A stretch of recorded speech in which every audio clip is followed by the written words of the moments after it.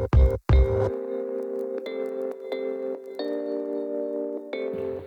guys, so in this video we're going to be talking about fallacy versus fact as a question type in the verbal reasoning section of the UCAT.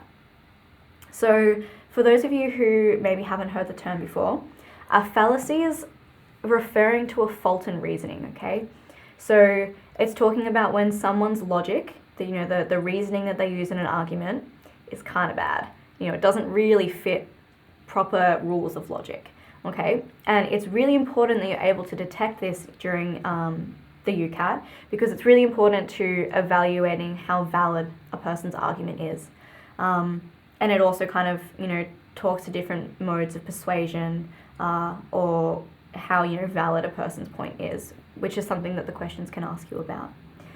If you are a bit confused about this, just have a Google of fallacies. There are a few really good resources online that help describe the different types.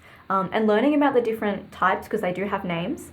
Learning about the different types of fallacy makes it a lot easier for you to identify it, because if you've seen them before, it's easier to kind of use your pattern recognition to recognize it again if it's being used in a passage in the UCAT.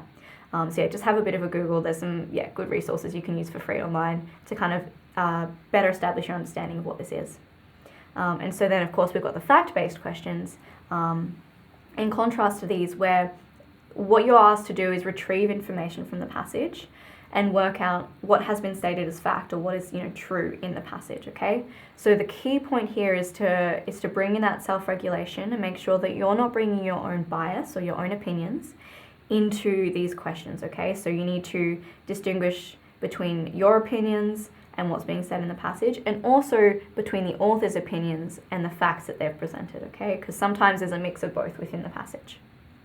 It's also really good to think about if a statement in the passage or in one of the answers for the question contradicts or disagrees with what has been said in the question, relating to this idea of a fact and a fallacy. Okay, because if it does disagree, one of them's probably going to be, have been deduced from a fallacy, or, it's likely to reflect an opinion rather than a fact. All right, so in the next video, we're going to be going through this example.